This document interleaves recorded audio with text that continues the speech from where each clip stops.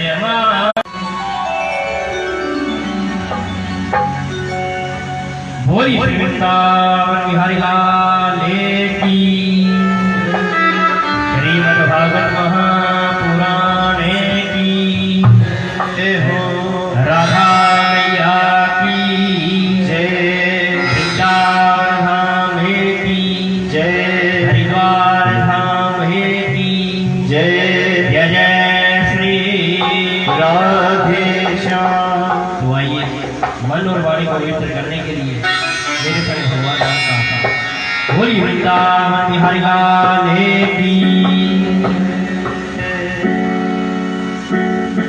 राधे राधे गोविंद गोविंद राधे राधे राधे गोविंद गोविंद राधे राधे राधे गोविंद गोविंद राधे राधे राधे गोविंद गोविंद राधे राधे राधे गोविंद गोविंद राधे राधे राधे गोविंद गोविंद राधे गोविंद राधे गोपाल राधे गोविंद राधे गोपाल राधे गोविंद राधे गोपाल राधे गोविंद राधे गोपाल राधे राधे राधे गोविंद गोविंद राधे राधे राधे गोविंद गोविंद राधे राधे राधे गोविंद गोविंद राधे राधे राधे गोविंद गोविंद राधे गोविंद राधे गोपाल राधे गोविंद राधे गोपाल राधे गोविंद राधे गोपाल राधे गोविंद राधे गोपाल राधे राधे राधे गोविंद गोविंद राधे राधे राधे गोविंद गोविंद राधे राधे राधे गोविंद गोविंद राधे राधे राधे गोविंद गोविंद राधे गोविंद राधे गोपाल राधे गोविंद राधे गोपाल राधे गोविंद राधे गोपाल राधे गोविंद राधे गोपाल राधे राधे राधे गोविंद गोविंद राधे राधे राधे गोविंद गोविंद राधे राधे राधे गोविंद गोविंद राधे राधे राधे गोविंद गोविंद राधे राधे राधे गोविंद गोविंद राधे राधे राधे गोविंद गोविंद राधे राधे राधे गोविंद गोविंद राधे राधे राधे गोविंद गोविंद राधे राधे राधे गोविंद गोविंद राधे राधे राधे गोविंद गोविंद राधे राधे राधे गोविंद गोविंद राधे राधे राधे गोविंद गोविंद राधे राधे राधे गोविंद गोविंद राधे राधे राधे गोविंद गोविंद राधे राधे राधे गोविंद गोविंद राधे। बोली वृंदावन बिहारी लाल की। श्रीमद् भागवत महापुराण की जय जय श्री राधे श्याम। परम मंगल में भगवान ने श्री कृष्ण की बाणवे प्रति श्रीमद् भागवत महापुराण ज्ञान यज्ञ विराजित पूजनीय विप्रगण गंधर्वगण हमारी कथा के मुख्य यजमान श्रीमती संतोषा देवी जी एवं समस्त परिवार विराजित पूजनीय मेरी माताएं, बहनें, भाई, बंधु सभी को मेरा साधुवाद। तो आइए आज कथा के द्वितीय दिवस में प्रवेश करते हैं। बोलिए वृंदावन बिहारी लाल की जय। श्रीमद्भागवत महापुराणे की जय। जय जय श्री राधे। तो कल हमने भागवत महापुराण का महात्म्य चर्चा की। ये जो भागवत महापुराण की कथा है ये क्यों की जाती है और इस कथा को करने से किस फल की प्राप्ति होती है। कल हमने श्रवण किया कि किस प्रकार से धुंधुकारी जैसा महापापी जो मृत्यु के उपरांत प्रेत योनि में चला गया और इस कथा के प्रभाव से उसे प्रेत योनि से मुक्ति मिली। तो ये जो भागवत महापुराण की कथा है ये मोक्षदायिनी कथा। तो आज हम भागवत महापुराण के प्रथम स्कंद में प्रवेश करें। भागवत महापुराण जिसमें 12 स्कंद है, 335 अध्याय है और 18,000 श्लोक। तो आज भागवत महापुराण के प्रथम स्कंद में प्रवेश करें। दुनिया के जितने भी ग्रंथ हैं, जितने भी पुराण हैं, जब उनका शुभारंभ किया जाता है तो उनमें किसी देवता विशेष की स्तुति की जाती है। जैसे रामचरितमानस, जब रामचरितमानस का शुभारंभ किया जाता है तो उसमें गोस्वामी तुलसीदास ने बड़े सुंदर शब्दों में प्रभु श्री राम की, माता जानकी की, लक्ष्मण जी की, हनुमान जी की स्तुति कर रखी। शिव महापुराण है जिसमें वेद व्यास जी ने भगवान शंकर की स्तुति कर रखी। देवी भागवत महापुराण है जिसमें व्यास जी ने भगवती दुर्गा की स्तुति कर रखी। विष्णु पुराण है जिसमें भगवान विष्णु की स्तुति कर रखी। लेकिन श्रीमद् भागवत महापुराण एकमात्र ऐसा पुराण है जिसमें किसी भी देवता विशेष की कोई स्तुति नहीं। भागवत महापुराण में स्तुति की गई है सत्यम परम धीमहि, केवल सत्य की स्तुति की। सत्यम रतम श्री सत्यम च सत्यम सत्यस्य योनिम निहितम च सत्यम। तो जो त्रिकालाबाधित सत्य है उसी की स्तुति की। भागवत महापुराण में लिखा गया है कि धर्म न दूसरा सत्य समाना, आगम निगम पुराण। कि सत्य से बड़ा कोई धर्म नहीं और असत्याद परा धर्म, असत्य से बड़ा कोई धर्म नहीं। इसलिए जीवन में हमेशा सत्य को अपनाना चाहिए। तो ये जो भागवत महापुराण की कथा है इसमें परम धर्म का निरूपण किया गया। अब यहाँ पर एक प्रश्न आता है कि ये परम धर्म क्या है। तो वेद व्यास जी लिखते हैं कि जो निष्काम भाव से हम पूजा पाठ भक्ति करते हैं वही हमारे लिए परम धर्म। जिस प्रकार से घर में रहकर अपने परिवार का पालन पोषण करना हमारा धर्म, ठीक वैसे ही प्रतिदिन मंदिर में जाना, मंदिर में जाकर वहाँ पर सेवा करना, ये भी हमारा धर्म। तो इस भागवत महापुराण के ग्रंथ में परम धर्म का निरूपण किया कि हमारी जो भगवान के प्रति भक्ति हो कैसी होनी चाहिए, निष्काम भाव। निष्काम भाव से हमें भगवान का भजन करना चाहिए। तो आगे वेद व्यास जी लिखते हैं कि ये जो भागवत महापुराण की कथा है ये कैसी है। तो लिखा कि शिवदम, शिवदम माने कल्याण करने वाली है। और आगे लिखते हैं कि ताप करे अनुमूलनम, दैहिक दैविक भौतिक तापा, राम राज्य काहू नहीं व्यापा। तो ये जो भागवत महापुराण की कथा है ये 3 प्रकार के तापों से हमें उन्मूलन करती है। हम 7 दिन तक इस कथा का श्रवण कर लें ये तो हमारा परम सौभाग्य है। लेकिन जैसे ही हम अपने घर में और हमारे मन में ये विचार आ जाए कि उस स्थान पर कथा हो रही और हमें कथा श्रवण करने के लिए वहाँ पर जाना चाहिए, तो समझो उसी समय गोविंद का प्रकट्य हमारे हृदय में होगा। क्योंकि जब तक भगवान नहीं चाहेंगे तब तक हमारे मन में ऐसा विचार नहीं आया। आज हम सब यहाँ पर कथा श्रवण करने के लिए आए हुए, तो समझो हमारे ऊपर ठाकुर जी की विशेष कृपा। तो वेद व्यास जी आगे लिखते हैं ये जो भागवत महापुराण की कथा है आजकल स्थान स्थान पर कथाएं हो रही,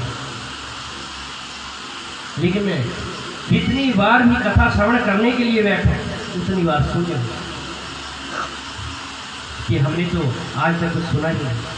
कहते हैं कि मुहर मुहु रसिका हुई बाबू का, जितनी बार कथा श्रवण करने के लिए बैठे उतनी बार शून्य हो। यदि मन में यह भाव आ गया कि मैंने तो बहुत बार कथा सुनी, अब क्या कथा सुनी, तो समझो आपने कुछ सुना ही नहीं। बार बार इस अमृत रूपी रस का पान करो।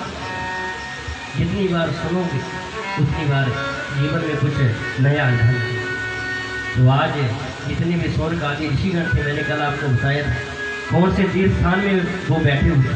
कौन सा तीर्थ स्थान बताया था मैंने? कौन सा? नैमिषारण्य।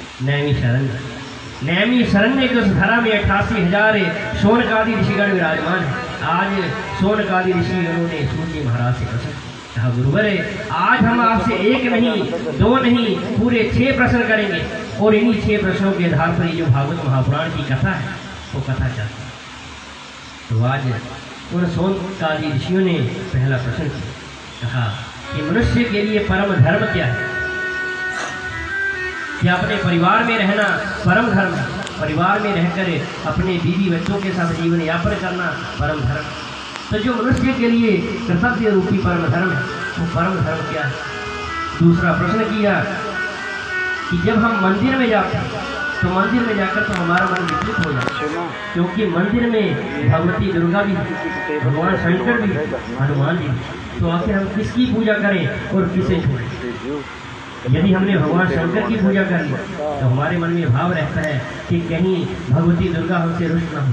तो आखिर हम किसकी पूजा करें और किसे छोड़ें? तीसरा प्रश्न किया कि शास्त्रों में भगवान का नाम है अजन्मा। अजन्मा माने जो कभी भी जन्म ना ले। तो यदि शास्त्रों की बात माने कि परमात्मा अजन्मा है तो फिर वो दशरथ पुत्र राम कैसे हो? वसुदेव देवकी पुत्र कृष्ण कैसे हो? हमारा चौथा प्रश्न ये है कि भगवान के कुल कितने अवतार हैं? कोई कहता है 10 अवतार, कोई कहता है 16 अवतार। तो आखिर भगवान के कुल कितने अवतार? हमारा पांचवा प्रश्न ये है कि जितने भी शास्त्र हैं, जितने भी पुराण हैं, उनका सार क्या है? हमारा छठा प्रश्न ये है कि जिस समय भगवान अपनी लीला को पूर्ण कर लेते हैं और अपने वैकुंठ धाम में चले जाते हैं तो फिर धर्म किसकी शरण में जाता है? क्योंकि भगवत गीता में भगवान श्री कृष्ण लिखते हैं कि धर्म संस्थापनार्थाय संभवामि युगे युगे, कि धर्म की स्थापना के लिए मैं युग युग में अवतार लेता हूँ। तो जब भगवान अपनी लीला को पूर्ण करके वैकुंठ लोक में चले जाते हैं तो फिर धर्म किसकी शरण में जाता है? अब जैसे ही सूर्य जी महाराज या शौनक आदि ऋषियों के मुख से 6 प्रश्न सुने, बड़े प्रसन्न हैं। कहा, ऋषियों आपने बड़े उत्तम प्रश्न पूछे, लेकिन आपके इन प्रश्नों का उत्तर देने से पहले मैं परम वंदनीय आदरणीय सुखदेव जी महाराज के चरणों में वंदन करना चाहता हूँ। बोलिए सुखदेव जी महाराज की जय। सुखदेव जी महाराज बड़ा विचित्र उनका दृश्य। सुखदेव जी महाराज जो एक बार गोलोक धाम में श्री राधा जी की गोद में तोते के रूप में क्रीड़ा कर रहे थे। तो आज श्री राधा जी ने कहा, बेटा तुम मृत्यु लोक में जाओ और जन जन में भागवत धर्म का प्रचार प्रसार। तो सुखदेव जी ने कहा, भैया ये जो भगवान नारायण की माया है वो तो बड़ी विचित्र है। यदि मैं मृत्यु लोक में चला गया तो वो माया मुझे पकड़ लेगी और जो दिन रात में आपका भजन करता वो भजन मुझसे छूट जाए। तो आज श्री राधा जी ने कहा, बेटा मैं तुम्हें आशीर्वाद देती हूँ कि नारायण की माया का तुम्हारे पर कोई असर नहीं, तुम जाओ भगवान का भजन करो।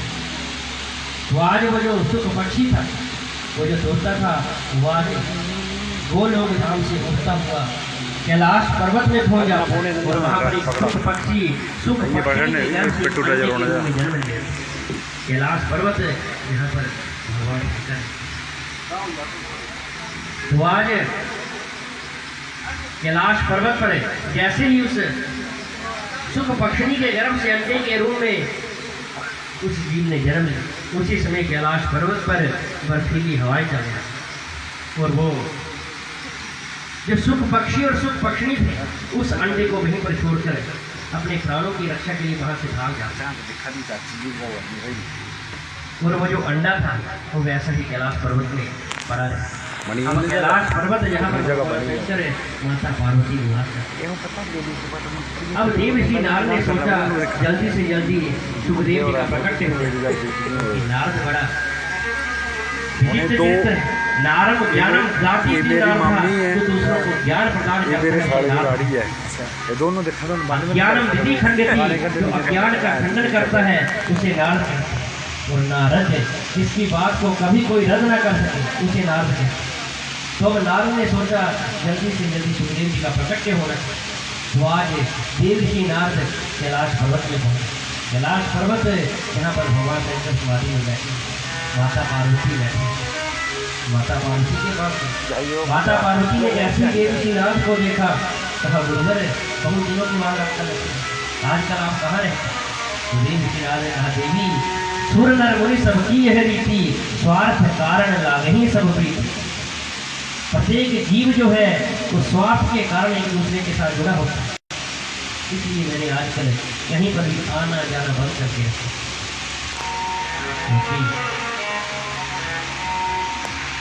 जहाँ पर भी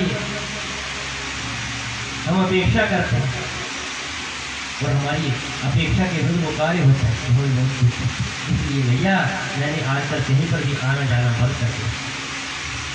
तो माता पार्वती ने कहा गुरुवर ऐसी बात नहीं, मेरे पतिदेव मुझसे बहुत प्रेम करते हैं, प्रतिदिन समाधि में बैठते हैं। तो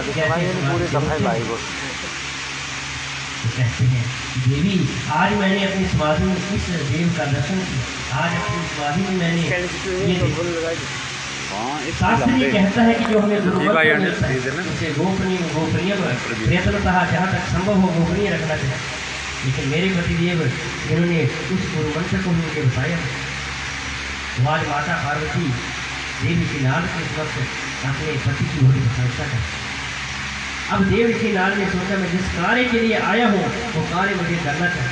तो आज देव ऋषि नारद ने कहा भैया आपके पतिदेव आपसे बहुत प्रेम करते हैं, तब तो आपको ये बात अवश्य बतलाई होगी कि जिस मुंड माला को वो हर समय अपने गले में धारण करके रखते हैं, उस मुंड माला में किसके शीश? तो अब जैसे ही माता पार्वती ने इस परेशान कहने लगी गुरुवर प्रेम तो बहुत करते हैं लेकिन आज तक मुझसे ये बात नहीं बोले किस मुंड माला में किसके शीश? तो देवी जी ने कहा देवी तब तो वो आपसे क्या प्रेम। तो अब देव ऋषि नारद ऐसा कहकर वहां से प्रस्थान कर जाते।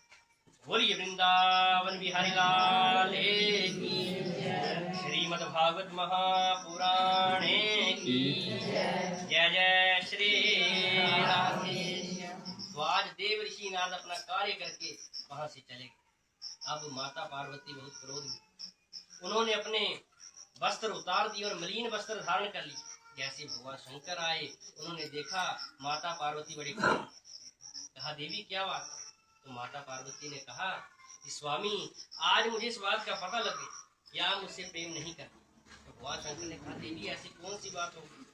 तो कहा जिस मुंड माला को आप हर्ष में अपने गले में धारण करके रखते उस मुंड माला में किसके शीश? भगवान शंकर ने कहा देवी मैं तुमसे इतना प्रेम करता हूँ उस बात का यदि मेरे पास कोई सबूत तो ये मुंड माला है, क्योंकि जितनी बार तुमने देह की सिद्धि के लिए अपनी देह का त्याग किया उतनी बार मैंने तुम्हारा वो जो शीश था उसको अपने गले में और जैसे माता पार्वती ने सुना वो जोर से रोने कहने लगी स्वामी ऐसी कौन सी लीला की सिद्धि जो हर बार मुझे ही मरना पड़े? तो भगवान शंकर ने कहा देवी मैंने एक अमृत कथा का रसापान किया है जिसके श्रवण मात्र से जो जीव है वो जन्म मरण के बंधन से छूट जाता है और पुनरपि जन्म पुनरपि मरणम पुनरपि जननी जठरे से बार बार जन्म लेना और बार बार मर जाना, ये जो जन्म और मरण का बंधन है उस बंधन से जीव छूट जाता है। तो आज माता पार्वती कहने लगी, कहती है कि स्वामी आप मुझे भी वो कथा सुना। तो भगवान शंकर ने कहा देवी कथा श्रवण करने के 3 नियम है। तो भगवान शंकर ने आज माता पार्वती को पहला नियम ये बताया, ये जो कथा है वो कथा हमेशा सन्मुख बैठकर सामने बैठकर जो है कथा का श्रवण करना चाहिए। दूसरा नियम ये बताया कि कथा के बीच में उठना नहीं। तीसरा नियम ये बताया कथा के बीच में सोना नहीं, सुन बात सुन, क्योंकि मैंने कल भी कहा पानी की बोतल रखी है ना छोटी वाली, वो ले लो। कहा ये 3 नियम तो माता पार्वती ने कहा मुझे आपके सभी नियम मंजूर, आप मुझे बस यहाँ। भगवान शंकर ने कहा देवी जब मैं कथा सुनाता हूँ तो अपन नेत्र बंद कर ले,